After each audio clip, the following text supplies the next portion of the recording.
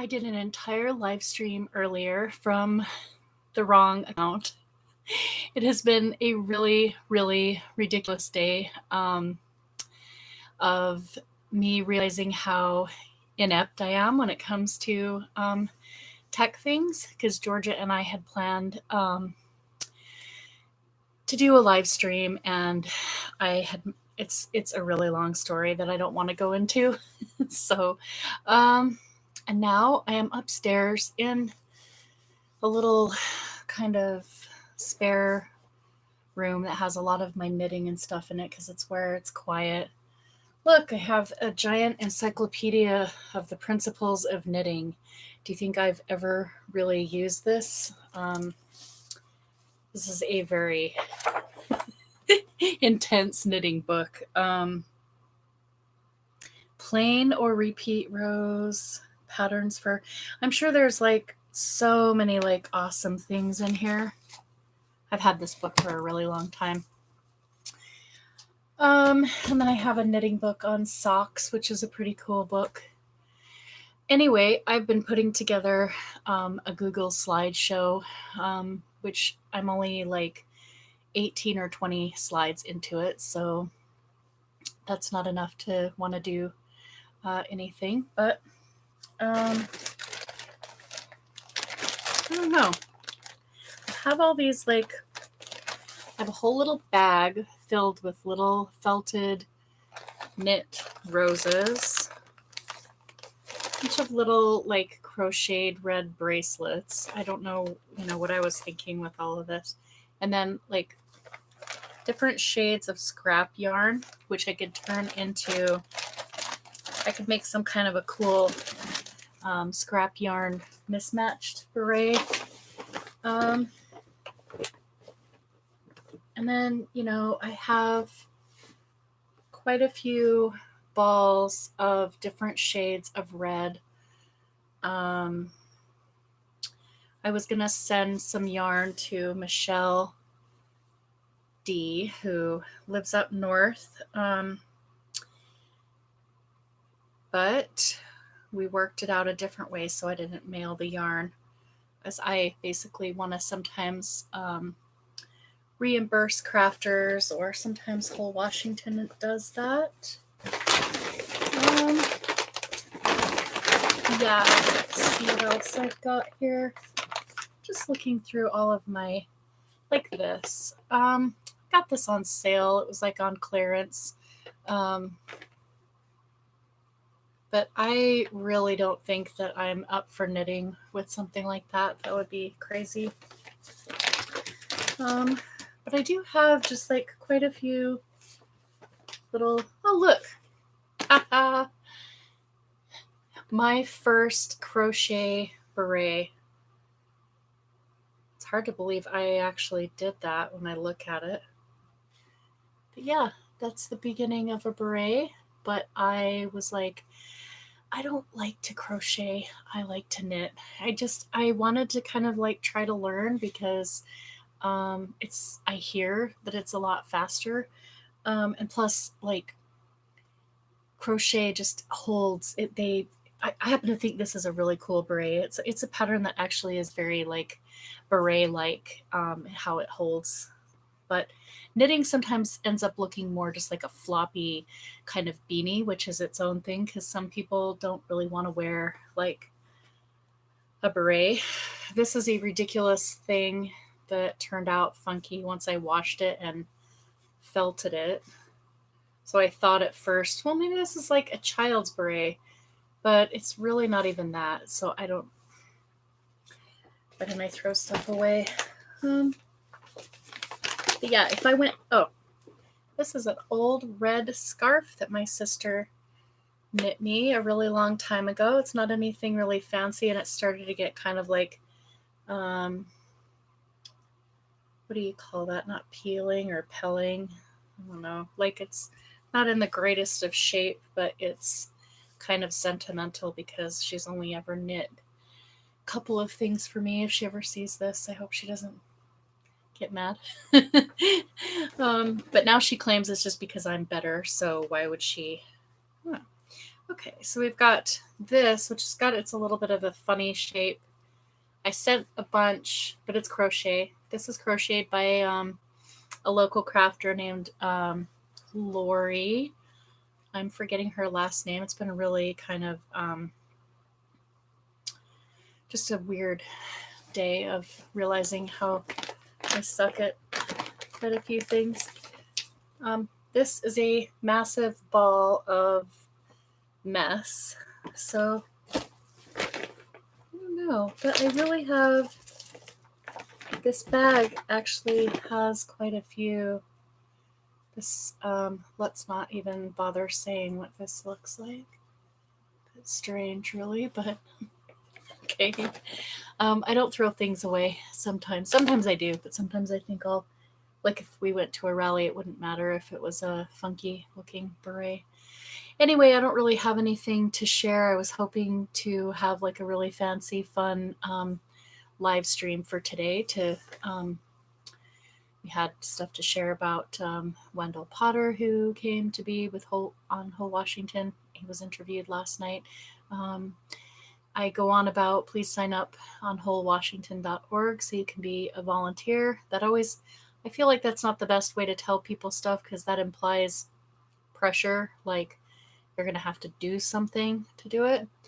And I just would really like everyone to be on the Whole Washington email list. Let's face it, if you get, and have had to unsubscribe from, not that I should call out like Justice Democrats, or, I mean, I just get a lot. Justice Democrats isn't even people I would, I just get like a ton of like individual different campaign emails, and just tons and tons and tons of different emails for stuff. And I feel like if you're somebody who already sifts through a lot of things, it would, maybe you would be like, I don't want to sign up for anything else. And I get that, but I can pretty much, I think I can promise you, I feel really strongly that it's a better use of receiving it, email updates than a lot of organizations that might just be asking for like another donation or whatever. So you would have had an email update to tell you that Wendell Potter was coming to speak, and a link to sign up for the free Zoom event. So they do a lot of that stuff. They show the power to heal, which I was speaking about on a live stream yesterday, I think. So I pretty much, in every single one of these videos, I'm going to ask people to please sign up for wholewashington.org, even if you are not in Washington State, because as I continue to mention, they are an organization that not only are working for universal healthcare in Washington State, but they're continually organizing and connecting with other one-payer states so that they might have something really valuable to, sometimes they send out emails when there's a big announcement or news from another one-payer state. So there may be something new or up and coming from your state that you don't even know about. I wouldn't have known about Whole Washington if it wasn't for me posting these pictures, and then a nurse like taking interest in what I was doing. And then she introduced me to Whole Washington. As you all know, you can't count on media to inform you when there's like initiatives. So if you feel like you're really plugged into your local organizing community, either through DSA or Our Revolution or Socialist Alternative or National Nurses United, whatever, there's a lot of different good Medicare for All and related causes, Sunrise Movement organizing that goes on. So you may already be plugged in to something, but it's possible. I feel like Washington State, and I think this is because like Georgia and I talked a little bit on the recording that we were making today before she had technical difficulties and had to, and basically she lost internet. So that was it. That was the end of it for the day. But we were talking a little bit about a seminar from Healthcare for All Now, where a lot of the kind of negatives about a ballot initiative based on historical evidence or precedent that, so far nobody's passed it that way. But to my knowledge, we haven't passed it through the legislature either. So anyway, one thing that happened for Washington State when we did the initiative attempt in 2018 is that we got a really, really, really interconnected community of people to where we knew, it was like grassroots candidates that were running on Bernie's platform, and our local state, our revolution group that had done an endorsement process to figure out who were the candidates that they wanted to endorse. And whole Washington was really kind of a connecting issue. And because every big event that we would have, if it was a big festival or if it was just something going on in one of the local, one city or another, we would have whole Washington volunteers from all over the place travel to, make sure that whole Washington had a good showing for gathering signatures. So I feel like it gave, it made the state shrink a little bit. And it just was like a lot of enthusiasm and team building and getting to know people on a person, just like a lot of interaction.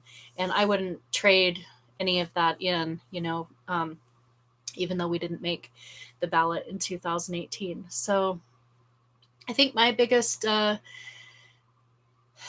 frustration right now is just with COVID.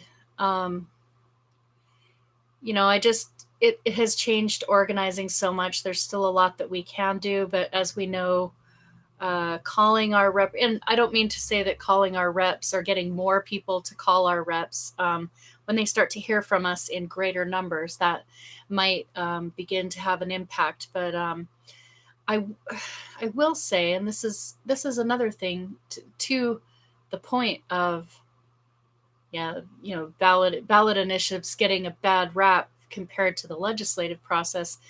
One of the things that National Nurses United is doing right now is recruiting legislative district volunteers, heads, like leaders, like legislative district leaders who are there to be kind of like the central hub to get people to keep bringing more people in to call and write emails to their legislatures for the introduction or the reintroduction of Pramila Jayapal's House bill, which will either be 1384 or it'll get a new number.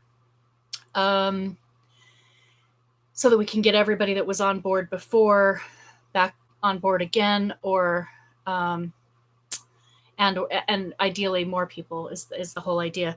But I guess what I want to say is, like, because of whole Washington running an initiative in 2018, as far as getting maximum phone calls, like feeling that not only our state representatives, but we were calling we doubled up the action. So if I made a phone call to Representative Kilmer's office or Senator Murray or Cantwell, I would say, please co-sponsor, it was at that time HR 676 for Medicare for All, and please endorse whole Washington. And they say no to all of it.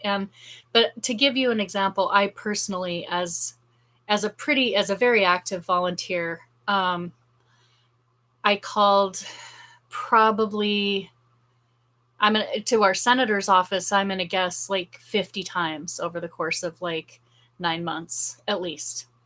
And I know that we had a lot of other volunteers that were making regular phone calls. So my point is, when you're doing like a ballot initiative, and you're desperately trying to just see if anyone will, maybe they won't sponsor the federal legislation, but maybe they'll endorse I don't know, it's all wishful thinking, right? But you just keep trying and you keep trying, and you get very used to making these phone calls. So if anybody wants to kind of naysay efforts, I could definitely say that I've spent my fair share of time getting on the phone, and they don't listen and they don't do it. So I'm not saying it's not worth doing, but having a ballot initiative is, you have just as much chance of succeeding, or at least moving people and having direct interactions and building the movement for it, as we have the potential of having any success in the legislature, because we have 7 Senate co-sponsors for 5204 here in Washington State for the whole Washington Health Trust. And we can't get them to let it out of committee for a public hearing. So I was mentioning a few minutes before, like, what is my biggest frustration?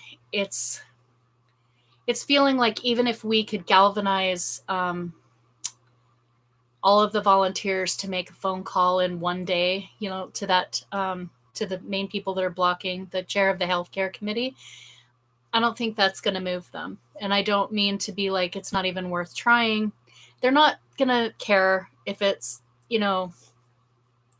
even 5 or 6 of us, 10 good volunteers could arrange to all make one call in a day. And I don't think that's going to move them. And again, like, I'm not saying that it's not worth us continuing to try.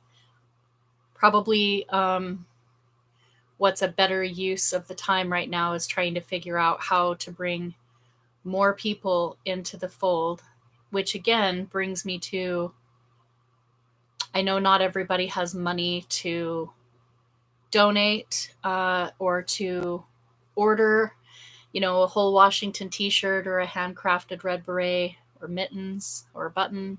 But I feel a little stumped as to, besides building things on social media, which is helpful, but I don't think that's going to help us get a hearing. So I do really try to keep a positive attitude, keep a realistic attitude. It's not that I just try to be like all positive and this and that, but just continuing each and every day to make more steps towards it, I guess. Excuse me. So yeah, I don't know. I keep thinking, like, at least one thing we have going for us right now is, what I do, what I see my role on Twitter is imagery, imagery for Medicare for All. And if I was like an amazing artist, I would create art more than just what is Joy Marie Mann right now is Savage Joy is, I think, putting a book together for people who have submitted their healthcare stories. I think that's a big piece of it. I think for a while before Fran, who does so much of, Fran and Kat, and they're on Twitter, they both have done quite a bit of good graphic art and imagery for Red Berets. Before either of them were doing memes, I was doing memes myself. And I had this idea like quite some time back of having people take a picture of themselves in a red beret and then give us a healthcare quote, and we would put it on the meme. And I don't have terrific meme skills, so I was just like using a really basic meme app. But so before I met anyone that was better, that was actually good at creating memes and graphics. But this is something that people could do online, because I think there's people that are skilled at that. And if you think about just kind of the time expenditure of just going on there and arguing with people or making, and I'm not saying that there's nothing in that, helping to push and drive the conversation, but also consider something that you can. It was this idea of taking a picture of yourself and then putting a piece of your story, basically answer the question, why do we need Medicare for all? Why do you believe we need Medicare for all? Or, what is broken about our healthcare system? Just put something in some words and then add it to your picture. I guess you don't have to wear a red beret to do that.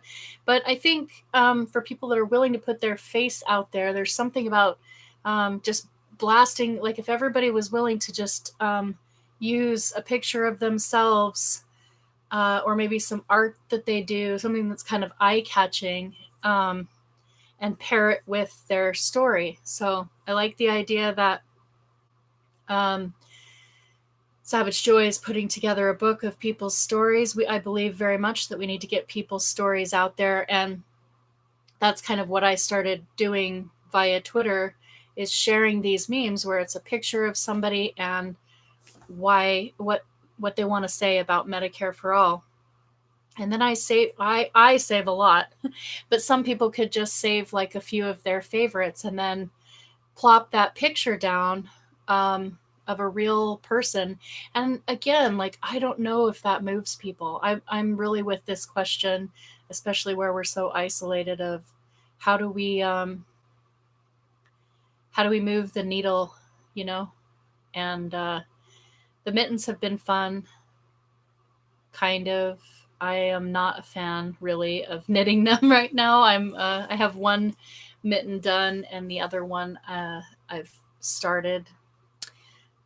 I'll get back into it, but it's just kind of like too fussy, and working on double pointed needles the whole time is annoying.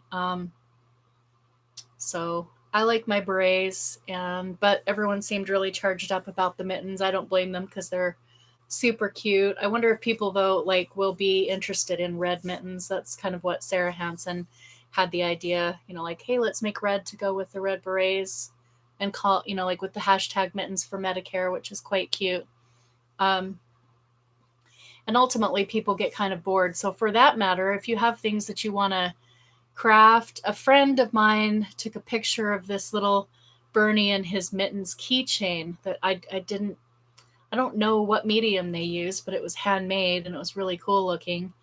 If you have cool things that you think you could make apple, like a whole Washington uses an apple. So if you can think of some kind of items that you can hand make that would maybe be something that people would want to buy on Whole Washington's website, you can design something, and we can either use them just regularly up on the merch page, or sometimes we have not auctions. Yeah, I guess a silent auction. We had one of those, and it raised some good money.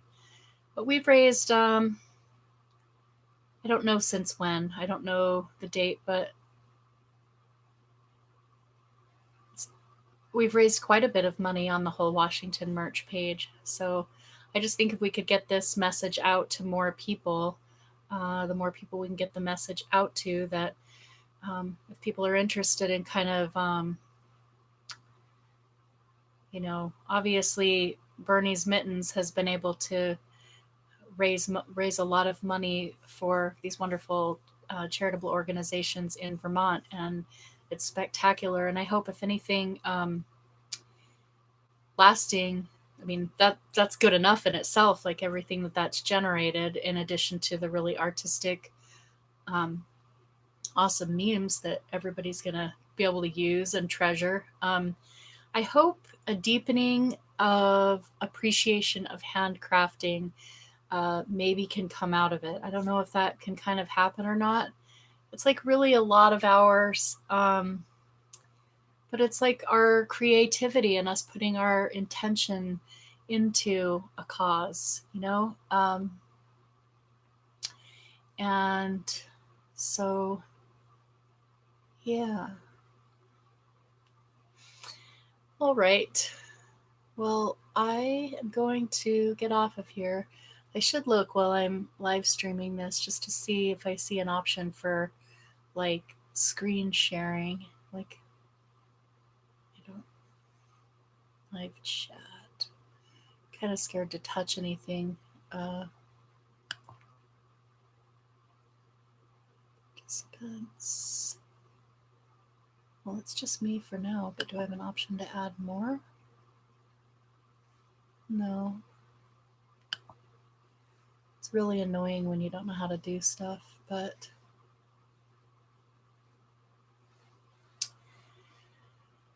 I don't know what that's for, and I don't know what this is. Okay, well, I think I'm going to end the live stream now, because I don't actually see, I don't know how I don't think you can screen share just on this one. I think you have to be on like a different, I don't think they've got that complicated function on here. You have to be on like,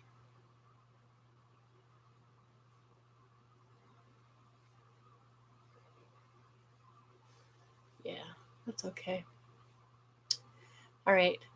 Well, peace out, everybody. I have quite a bit of knitting to do, but I have days where I just kind of don't feel like it very much, and I haven't really been on Twitter that much either. Just kind of a quiet day. Take care. Maybe I'm ending it.